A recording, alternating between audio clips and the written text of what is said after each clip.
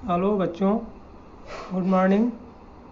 जैसा कि हम सब लोगों को पूर्व विदित है कि हम लोग गणित की नई पुस्तक सरस्वती गणित बोध भाग 6 से अपना अध्ययन कार्य कर रहे हैं।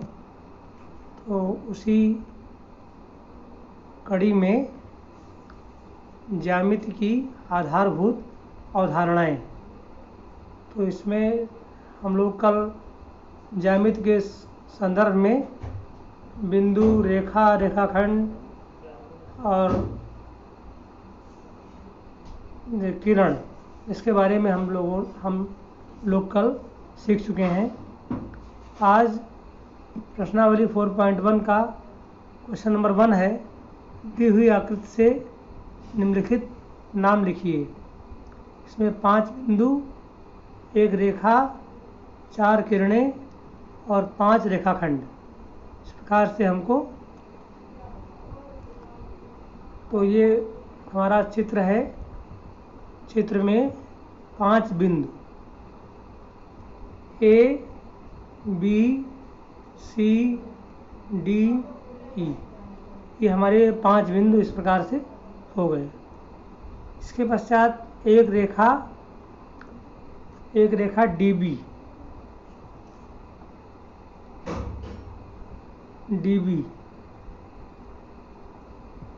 और इस प्रकार से हमारी अन्य रेखाएं भी हो सकती हैं।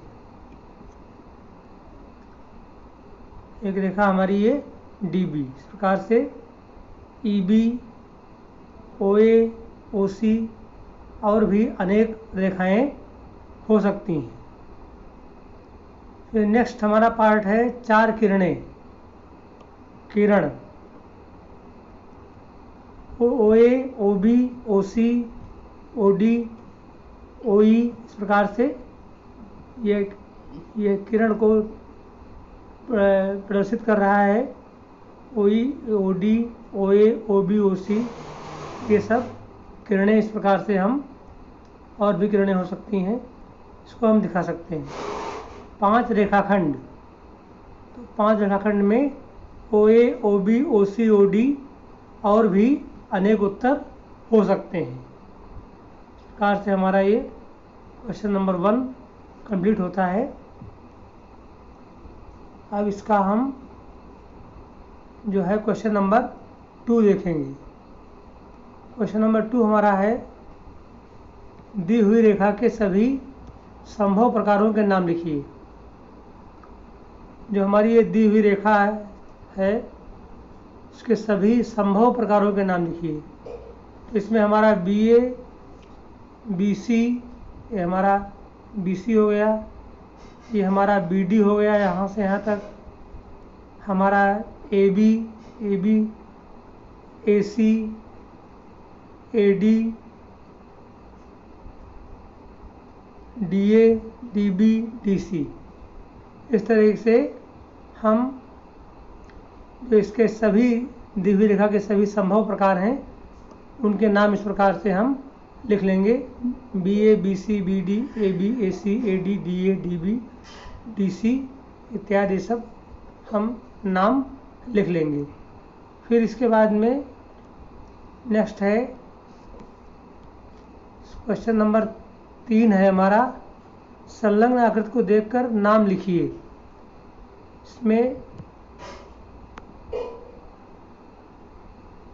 रेखाएं जिसमें E सम्मिलित हो, रेखाएं जिसमें E सम्मिलित हो, तो इसमें हमारा AE, ये हमारा AE, BE, ये हमारा B हो जाएगा, और DE, रेखाएं जिसमें E सम्मिलित हो, AE, BE, D, इस प्रकार से हम इसको दिखा लेंगे। इसके पश्चात A से होकर जाने वाली रेखा AE, A से होकर जाने वाली रेखा ये हमारी AE, वह रेखा जिस पर O स्थित हो, वह रेखा जिस पर O स्थित हो, ये हमारी हो जाएगी CO या OC। वह रेखा जिस पर O स्थित हो तो हमारी CO या OC ये रेखा हो जाएगी। प्रच्छेदी रेखाओं के युग्म। प्रच्छेदी रेखाएं मैंने बताई थी, जब दो रेखाएं एक दूसरे को किसी एक बिंदु पर काटती हैं तो इस प्रकार की जो रेखाएं होती हैं वो एक कहलाती हैं प्रतिच्छेदी रेखाएं। एक हमारी ये CO हो गई और एक हमारी ये CO हो गई और एक हमारी ये AE हो गई। ये बिंदु B पर एक दूसरे को काट रही हैं, प्रतिच्छेद कर रही हैं, तो हमारी ये CO और AE ये हो जाएंगी, ये हमारी हो जाएंगी प्रतिच्छेदी रेखाएं। वह रेखा जिस पर O स्थित है। ये क्वेश्चन हमारा कंप्लीट होता है। इसके पश्चात अधोलिखित से होकर कितनी रेखाएं खींची जा सकती हैं। इसमें कहता है एक बिंदु से होकर हम कितनी रेखाएं खींच सकते हैं, तो असंख्य रेखाएं। एक बिंदु हम कोई ले लें, इससे होकर हम तमाम सारी हम असंख्य रेखाएं खींच सकते हैं। Line passing through one point, एक बिंदु से होकर जाने वाली हम असंख्य रेखाएं खींच सकते हैं। अब नेक्स्ट है दो बिंदुओं से होकर जाने वाली हम कितनी रेखाएं खींच सकते हैं, तो दो बिंदुओं से होकर जाने वाली हम केवल एक रेखा खींच सकते हैं। इसके बाद में नेक्स्ट है हमारा अधोलिखित में से प्रत्येक के लिए एक आकृति बनाइए और उचित रूप से उसे नामांकित कीजिए। बिंदु रेखाखंड AB पर स्थित है। बिंदु P जो है वो रेखाखंड AB पर स्थित है। बिंदु P जो है रेखाखंड हमारा AB है।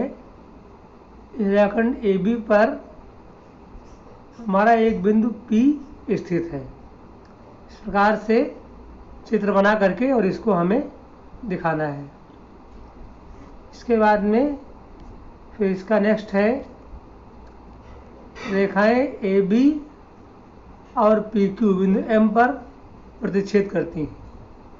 तो ये हमारी रेखा AB हो गई और ये हमारी रेखा PQ हो गई, एक दूसरे को बिंदु M पर प्रतिच्छेद कर रही हैं। इसके बाद रेखा L पर M और N स्थित हैं। रेखा L पर M और N स्थित है। हमारी रेखा L है। रेखा L पर हमारे बिंदु M व N स्थित है। ये बिंदु M है, ये बिंदु N है। इस प्रकार से हम इसको दिखा लेंगे। रेखा L पर बिंदु हमारे M व N स्थित है। फिर है OP और OQ बिंदु O पर मिलती हैं। तो ये हमारी OP हो गई, ये हमारी OP रेखा हो गई, ये हमारी OQ रेखा हो गई, और ये दोनों कहाँ एक दूसरे को मिलती हैं, बिंदु O पर। OP और OQ बिंदु O पर मिलती हैं। इस प्रकार से हमारा ये क्वेश्चन कंप्लीट होता है। नेक्स्ट हमारा है क्वेश्चन नंबर 6। दी हुई आकृति को देखिए और अधोलिखित कथनों के सामने सत्य या असत्य लिखिए। मतलब यदि कथन सत्य है तो उसके आगे सत्य लिखना है, या सही का निशान लगा दें या T लिख दें। T स्टैंड फॉर ट्रू माने सत्य, और या गलत है तो क्रॉस लगा दें या फॉल्स F लिख दें, फॉल्स माने असत्य। इसमें ये हमारा रेखा बनी हुई है, ये हमारी रेखा बनी हुई है। इस पर Q, M, O, N और P बिंदु स्थित हैं। अब प्रश्न पूछ रहा है Q, M, O, N और P रेखा MN पर स्थित है। रेखा हमारी MN है। इस रेखा MN पर बिंदु Q कहाँ स्थित है भाई? बिंदु Q तो इस रेखा से दूर है। बिंदु क्यू, एम, ओ, एन और पी। पी भी अलग अलग है एम एन से। क्यू, एम, ओ, एन और पी रेखा एम एन पर स्थित है। रेखा एम एन रेखा का जो है विस्तार दोनों दिशाओं में हो सकता है। रेखा एम एन का विस्तार इधर इधर ही बढ़ा दें, इधर ही बढ़ा दें, बढ़ा सकते हैं, कोई दिक्कत नहीं है। तो ये हमारा इस प्रकार से, ये हमारा क्यू एम ओ और एन और पी रेखा एम एन पर स्थित है। इस प्रकार से हमारा ये स्टेटमेंट सत्य हो जाएगा। इसके पश्चात इसका सेकंड पार्ट है एम, ओ और एन रेखाखंड एम एन पर स्थित है। एम, ओ और एन रेखा खंड एम एन पर स्थित है। बिल्कुल सत्य है ये। एम, ओ और एन जो है ये रेखा एम एन पर स्थित है। ये भी हमारा सत्य है, ट्रू स्टेटमेंट। इसके बाद एम और एन रेखाखंड एम एन के अंतः बिंदु हैं। एम और एन रेखाखंड एम एन के अंतः बिंदु हैं। अंतः बिंदु माने एंड पॉइंट, अंत बिंदु। एम और एन जो है रेखाखंड एम एन के अंत बिंदु हैं। ये बात भी सत्य है। इसके आगे हम सत्य का निशान लगा देंगे। फिर है ओ और एन रेखाखंड ओपी के अंतः बिंदु हैं। ओ और एन रेखाखंड ओपी के, रेखाखंड ओपी हमारा ये है। इसमें कह रहा है ओ और एन रेखा खंड ओपी के अंतः बिंदु है। तो ओ और एन रेखाखंड ओपी के अंत बिंदु है, ये हमारा फॉल्स हो जाएगा। ओ और एन जो है रेखाखंड ओपी के अंत बिंदु कहाँ है? एन जो है वो ओपी के बीच में स्थित है, लगभग बीच में स्थित है, तो अंत बिंदु तो है नहीं। तो इस प्रकार से ये स्टेटमेंट हमारा फॉल्स हो जाएगा। अब इसका नेक्स्ट देखेंगे। एम रेखाखंड क्यूए के दोनों अंतः बिंदुओं में से एक बिंदु है। तो अब रेखाखंड यहाँ पर क्यूओ ले रहे हैं और एम की बात हो रही है। एम रेखाखंड क्यूओ के दोनों अंत बिंदुओं में से एक बिंदु है। ये हमारा फॉल्स हो जाएगा, ये हमारा फॉल्स स्टेटमेंट हो जाएगा। नेक्स्ट कह रहा है एम किरण ओपी पर एक बिंदु है। एम किरण ओपी पर एक बिंदु है। किरण ओपी है तो एम जो है किरण ओपी पर, एम किरण ओपी पर एक बिंदु है। एम यहाँ पर है, ओपी यहाँ पर है, तो उसके किरण ओपी के बाहर है ना ये, तो ये कथन हमारा इस प्रकार से फॉल्स हो जाएगा। इसके पश्चात एम किरण ओपी पर एक बिंदु है, ये हमारा फॉल्स स्टेटमेंट। किरण ओपी किरण क्यूपी से भिन्न है। किरण ओपी हमारी ये है, किरण ओपी ये है, और किरण क्यूपी ये है। तो ये भिन्न कहाँ है? ये भिन्न किरण ओपी किरण क्यूपी से भिन्न है। तो ये हमारा किरण ओपी किरण क्यूपी से भिन्न है। एक ही दिशा में दोनों किरणें हैं, तो ये भिन्न कहाँ हुई? तो इस प्रकार से हमारा ये कथन सत्य हो जाएगा। इसमें कह रहा है भिन्न है, इस माने दोनों एक ही दिशा में हैं, इसलिए हमारा ये कथन सत्य है या सत्य नहीं है। इसके आगे सही का निशान लगा देंगे। तो अब इसका नेक्स्ट पार्ट है किरणें ओपी। किरणें ओपी वही है जो किरण ओएम है। किरण ओपी वही है जो किरण ओएम है। ये कथन हमारा फॉल्स है। किरण ओएम किरण ओपी के विपरीत नहीं है। किरण ओएम किरण ओपी के विपरीत नहीं है, ये भी हमारा फॉल्स स्टेटमेंट है। किरण ओएम किरण ओपी के विपरीत, किरण ओएम किरण ओपी के विपरीत नहीं है, जबकि विपरीत है तो ये कथन हमारा फॉल्स हो जाएगा। किरण ओएम किरण ओपी के विपरीत नहीं है। फिर है ओ किरण ओपी का प्रारंभ बिंदु नहीं है। ओ किरण ओपी का प्रारंभ बिंदु नहीं है। ओ किरण ओपी का, इसमें कह रहा है प्रारंभ बिंदु नहीं है, जबकि ओ जो है किरण ओपी का प्रारंभ बिंदु है।